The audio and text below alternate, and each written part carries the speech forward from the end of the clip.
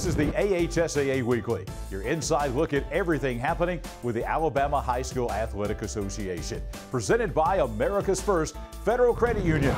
I'm John Holder. Coming up on this week's program, we will go to Montgomery and be joined by Jamie Lee, Assistant Director of the Alabama High School Athletic Association in charge of basketball, as we will preview the upcoming AHSAA State Basketball Playoffs. We'll also be joined by Tim Miller. He is the head girls basketball coach of the undefeated Hazel Green Trojans. And Chris Schmidt, he is the track and field coach at Hoover High School. He will preview the upcoming AHSAA State Indoor Track and Field Championships this weekend at the Birmingham Crossplex. And we'll have David Holsford's highlights, all of that and more on this week's edition of the AHSAA Weekly, presented by America's First Federal Credit Union.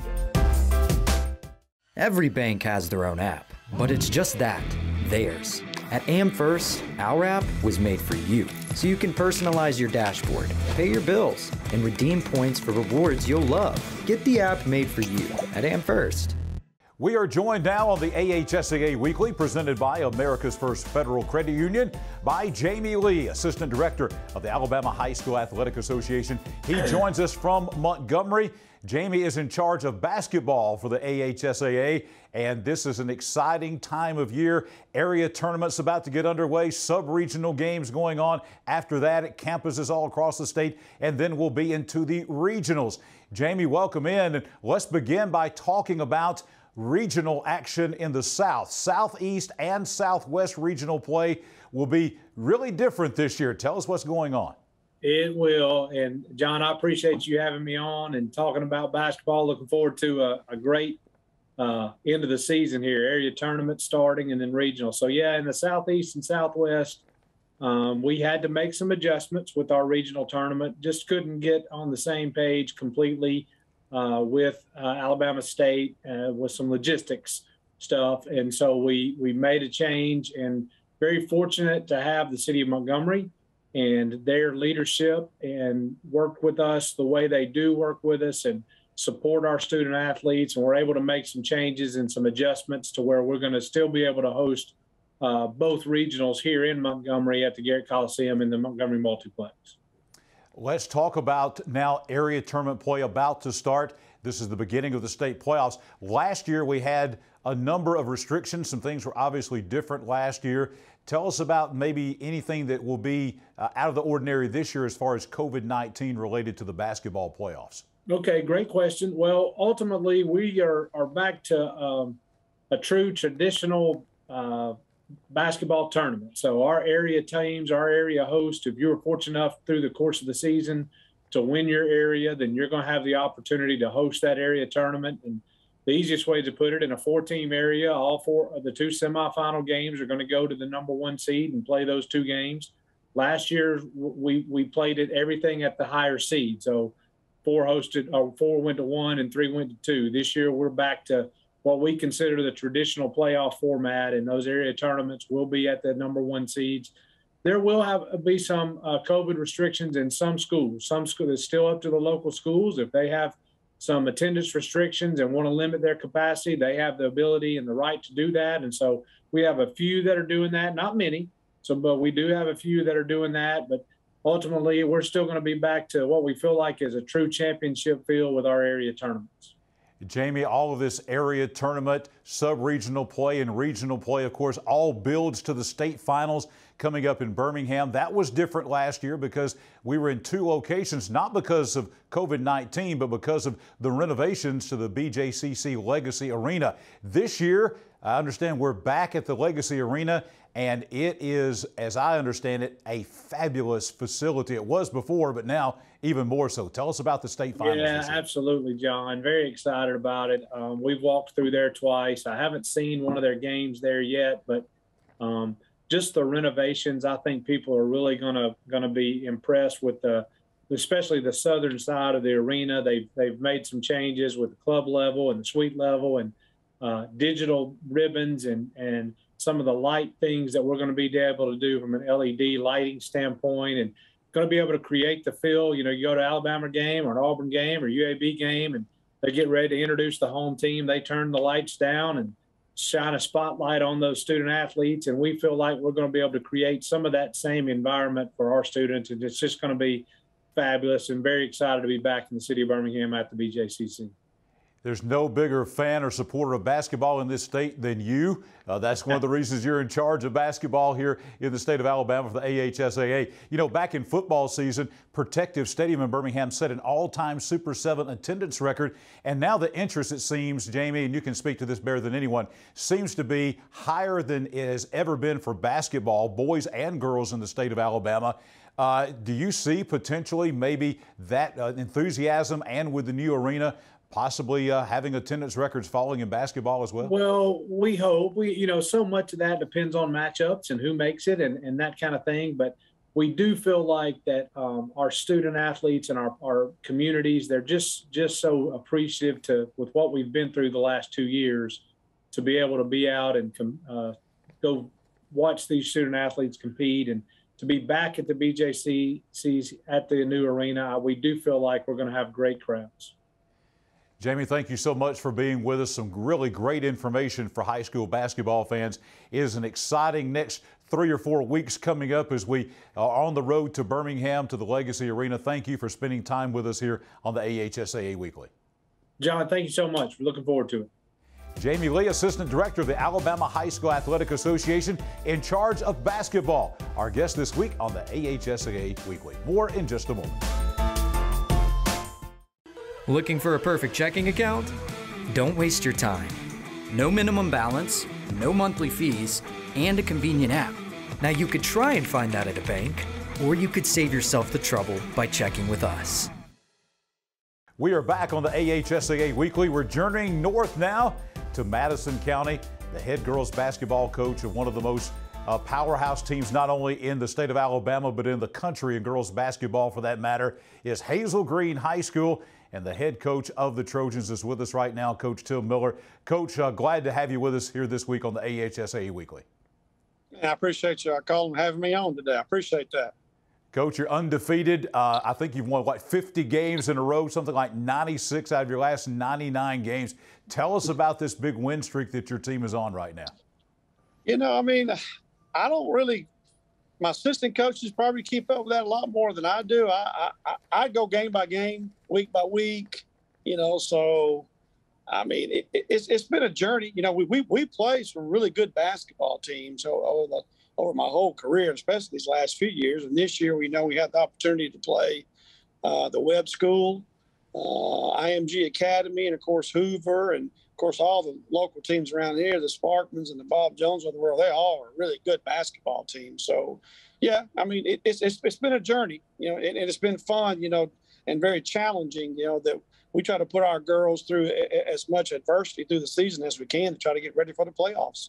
Absolutely. I was about to say, Coach, I know that's not by accident you're playing these teams. That's by design.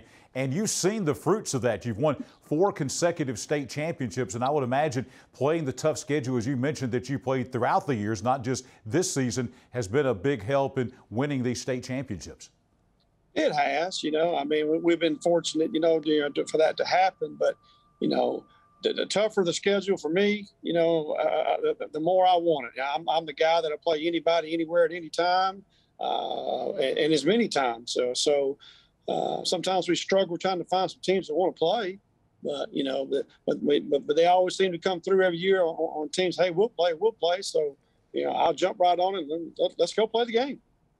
Coach, you've got a great record, unbelievable record in girls basketball, an 87% winning percentage, which is just really hard to even fathom in any sport to have that kind of winning percentage. And you've done this not just at Hazel Green, but at multiple schools. What do you think has been maybe the common theme of all of these schools where you've had such great success?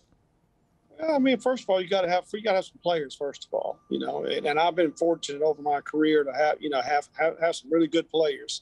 I think the biggest thing is for the kids to buy in, and they believe in what you're saying, and another really big part is the parents.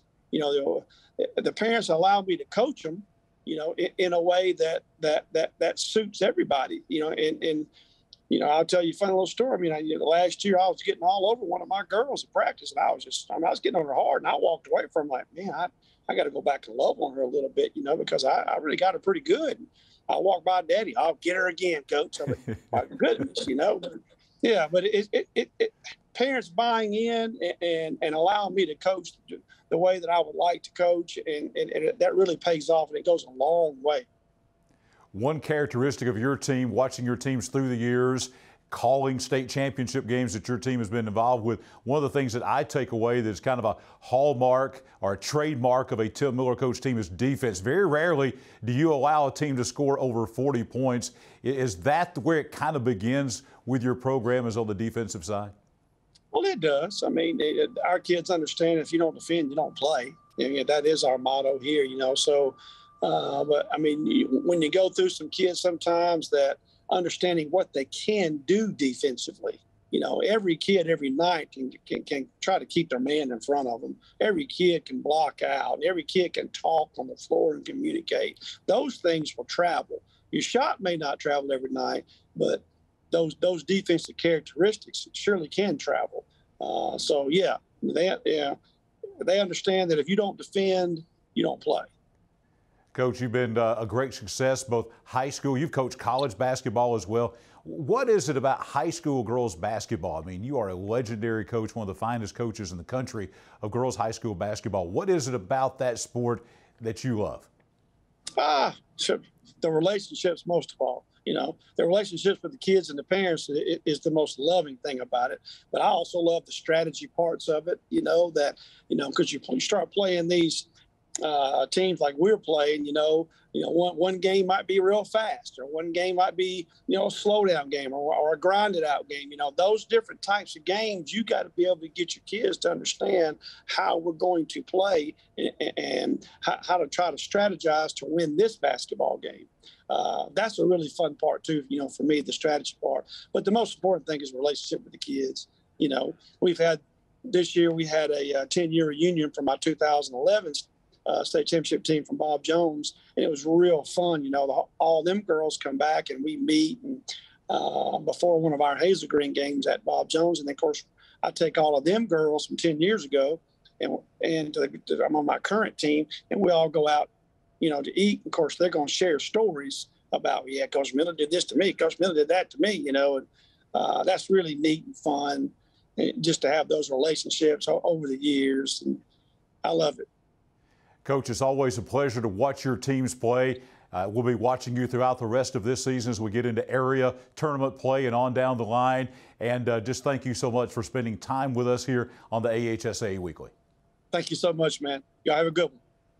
Tim Miller, head coach of the Hazel Green girls basketball team. They are undefeated, one of the top teams in the country. Joining us here on the AHSAA Weekly. Every bank has their own app, but it's just that, theirs.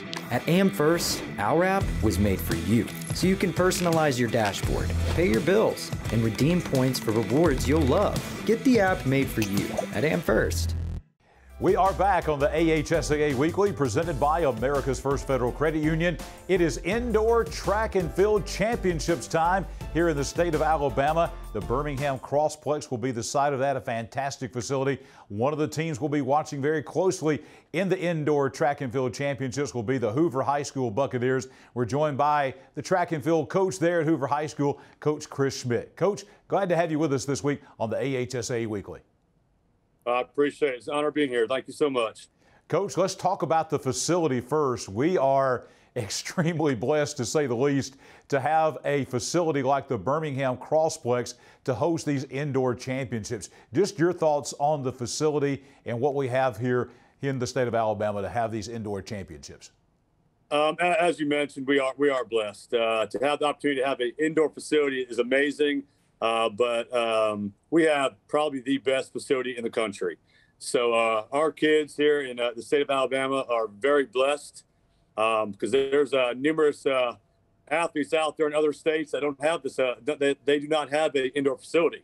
And for us to have the opportunity to compete on it every week is absolutely amazing.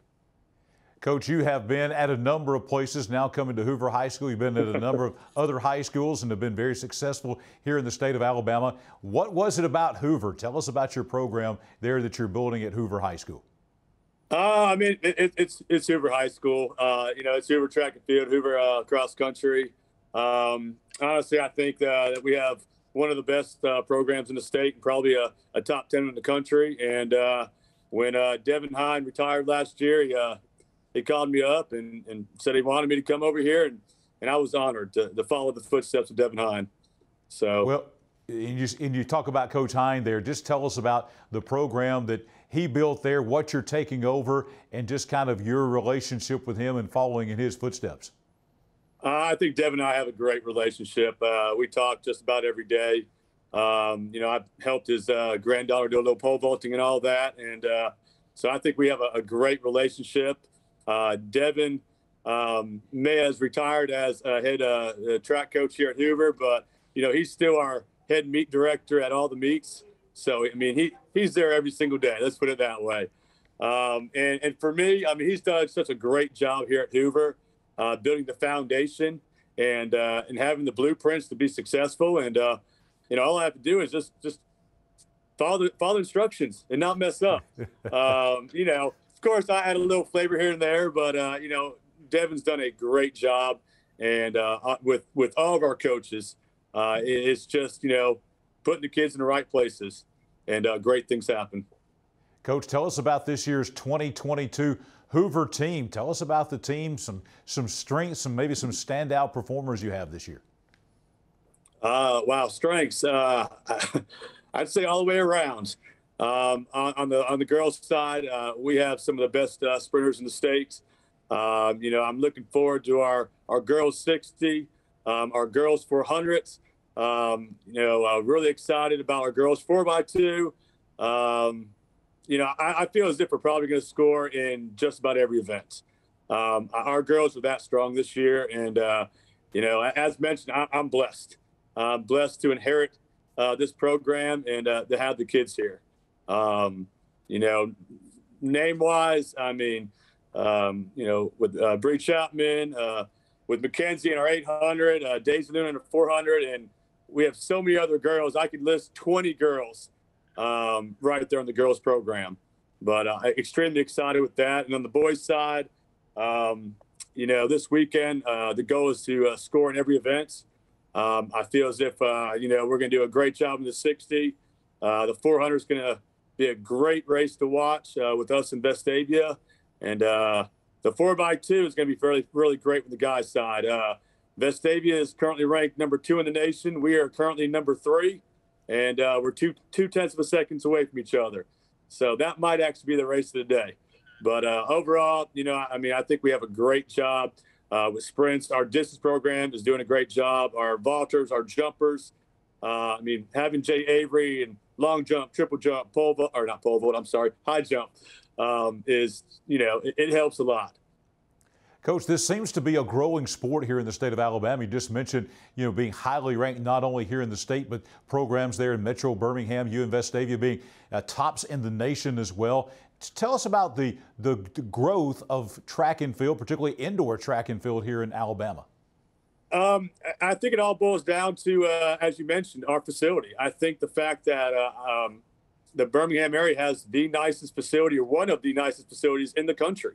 And it gives our kids an opportunity to compete there every weekend.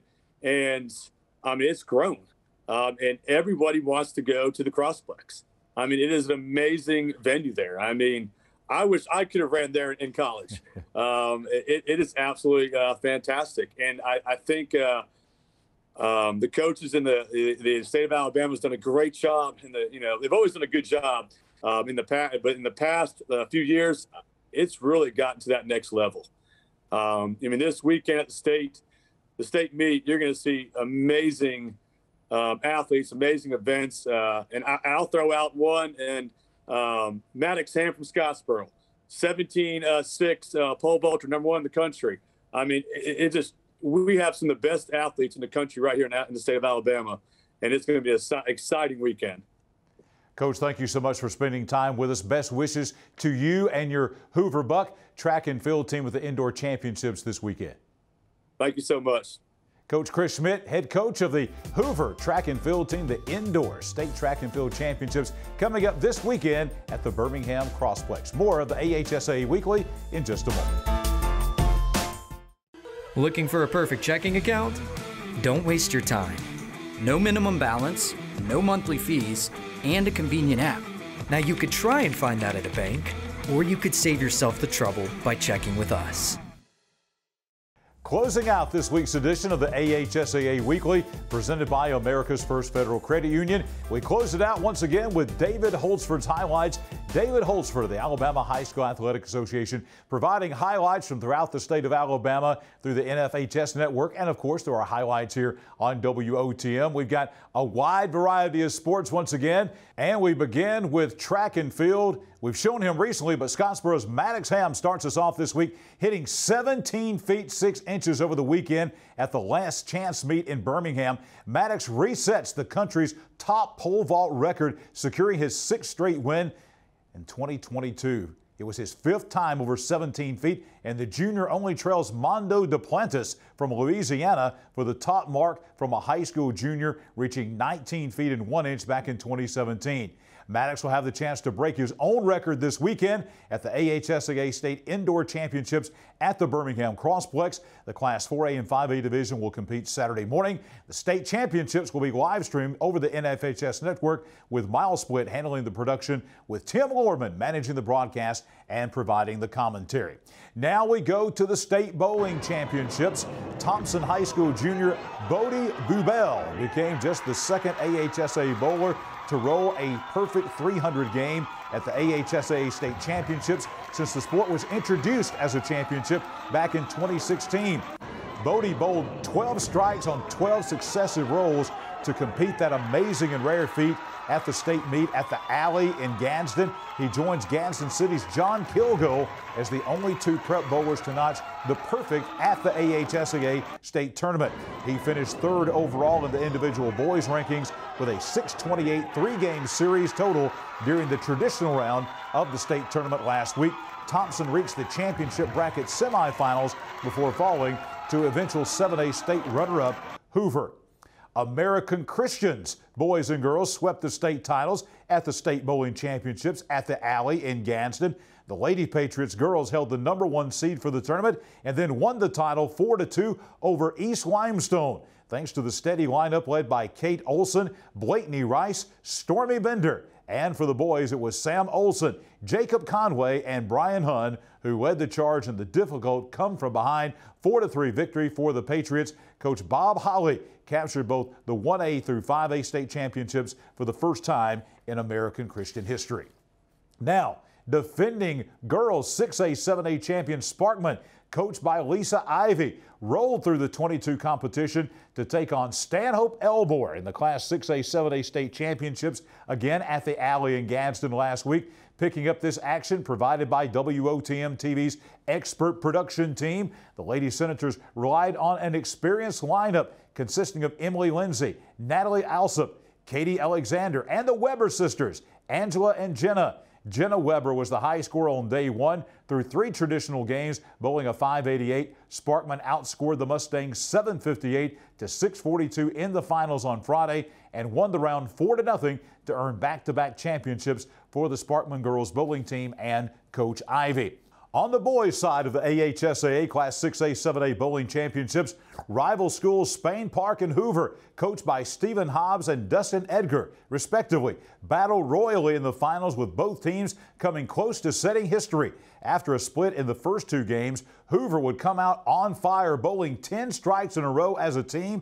A.J. Nelson, Connor Davis, Rhett Pearson, Carter Hughes, and Alex Lee each bowled 2 strikes each, but the 11th row left 2 pins standing, and the team would finish with a 288, which set a state record for a single game in state and regular season history. Spain Park would bounce back, however, with 9 strikes in Game 4 to roll a 279. The Jaguars proved to be too strong, however, with strong strikes coming from Russell Parton, Michael Kimball, Lucas Mitchell, Cole Henson, and Ethan Lee and won the last 3 games in a row to claim the state championship for Spain Park. And we close this week's highlights with a special Scottsboro High School tribute to its much-loved senior basketball boys autistic manager, William Moore. The son of John and Margaret Moore got his love for basketball honestly. His dad served as a team trainer for the University of Alabama men's basketball team from 1996 to 2015. Scottsboro head basketball coach Jason Bell arranged with William's parents to have him recognized during senior night activities, along with the rest of the Wildcats seniors, letting him dress out with the team. Coach Bell sent William, wearing jersey number 14, into the game with a couple of minutes remaining, and he hit a 3-point shot from the corner to send his team and classmates into a frenzy in the 80-56 win over North Jackson. It made Williams' night and gave the entire Scottsboro High School family a chance to let him know just how much he has meant to them during his high school career. And after the game, WWIC Radio's legendary Greg Bell caught up with William. Not only the victory, but a special night for a young man. William Moore, you have served as the Scottsboro basketball manager for a few years. You got the chance as a senior to dress out tonight, and you hit a 3 over in the corner. That's got to be great. Yeah, it feels really great to that end, to have the entire gym just cheering for me. That's a special feeling that's a once-in-a-lifetime event, and it's happened to me twice. Yeah, I told Larry, I said, you may not sleep tonight, and if you do, you may sleep in that uniform. Your thoughts as you got the chance to be on the floor.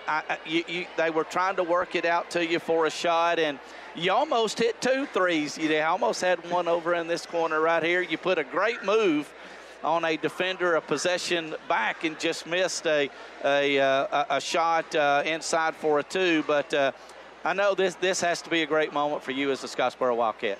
Yeah, it's just amazing to see your teammates stand up. I don't know who was more excited, you, me, or them. Well, I'm extremely proud for you, and I know it's got to be proud for your dad too. He's the bookkeeper. He gets to write your name on that score sheet and put you down with a 3-point shot. Congratulations. I'm very proud for you. Thanks, man. Thank you. All right.